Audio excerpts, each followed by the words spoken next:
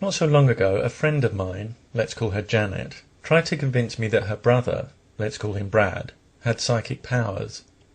She said that within seconds of Brad predicting that the father of one of his friends had had a stroke, he'd got a phone call out of the blue from the friend, confirming this was true.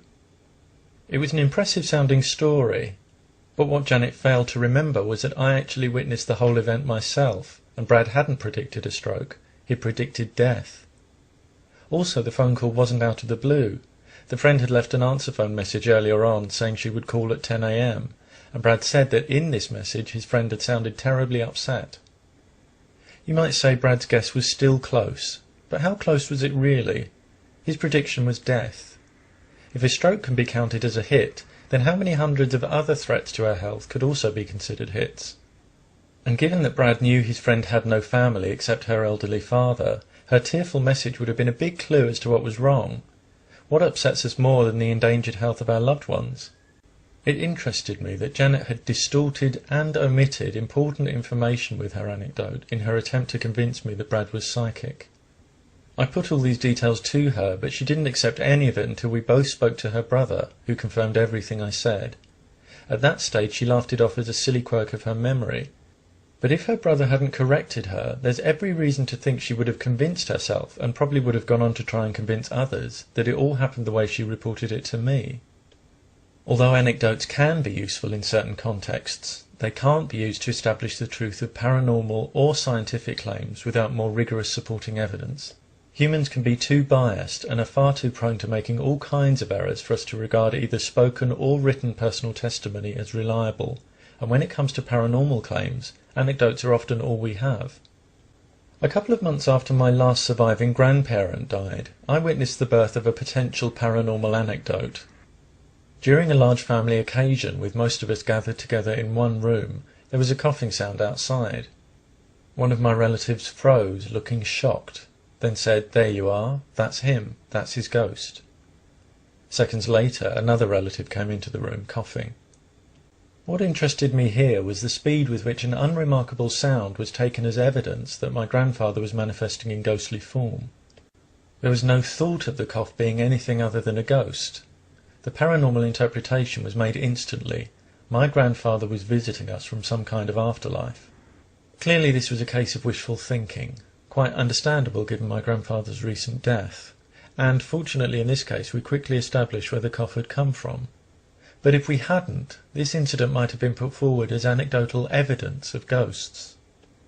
Human perception is too prone to interpretation for us to rely on anecdotes. Take this cube.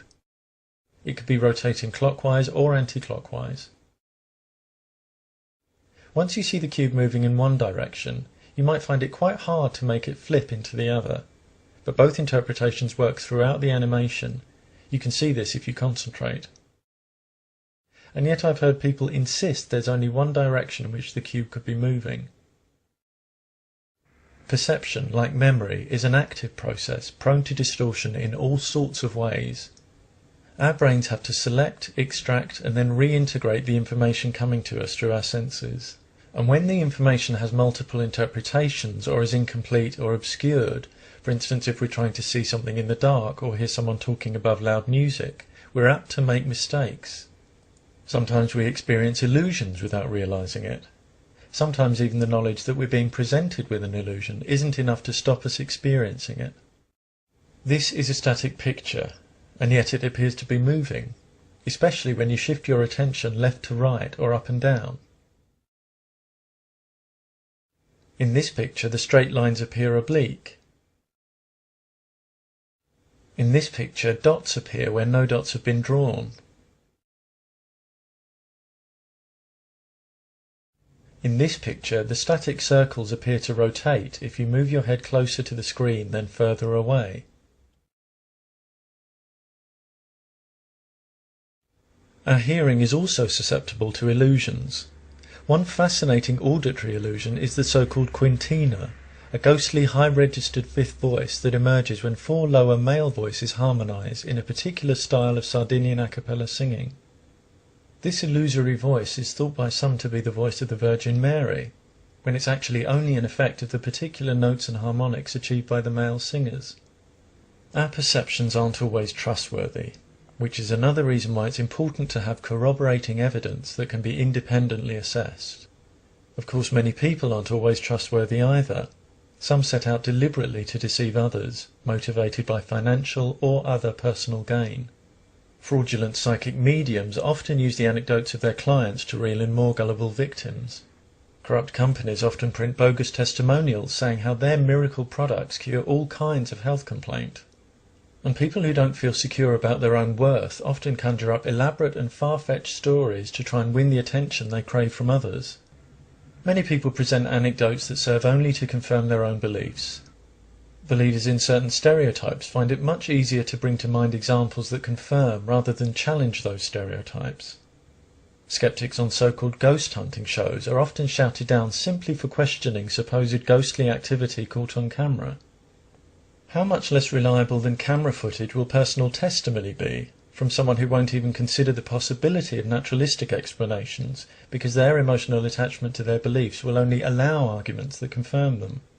Some might ask, aren't skeptics of paranormal explanations just as guilty of confirmation bias?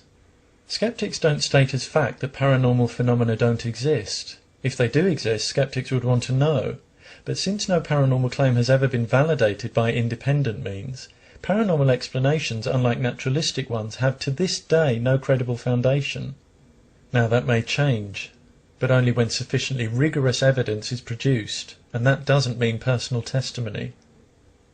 Rather than leaping to a paranormal or naturalistic explanation when you witness something that seems inexplicable to you, the least problematic response is to describe what you experienced in as much honest detail as you can, and acknowledge that, at least for the time being, you have no explanation. Anecdotes have a certain persuasive power, because many people find a personal story easier to relate to themselves than comparatively remote-seeming scientific facts and principles. But when we're listening, for example, to someone's account of what they believe to be a paranormal experience, we have no access to the event being described. At best, all we have is the person's memory of a perception of an event, with no way of ascertaining the accuracy of either the memory or the perception. Even when someone presents an anecdote that contains factual information, we can't draw reliable conclusions, because as single observations, anecdotes have no statistical value. We can't extrapolate from one case, or even a small number of cases, and make generalizations about all cases. A person who boasts that they've never developed skin cancer despite 50 years of sun worshipping, and therefore declares that sun worshipping can do you no harm, makes the mistake of presenting his particular experience as typical of all experiences. Whilst it's useful to acknowledge exceptions to trends, exceptions don't refute trends. Identifying trends involves careful consideration of all available data, not just data provided by biased or interested parties. Anecdotes can be useful and have a legitimate role in certain circumstances.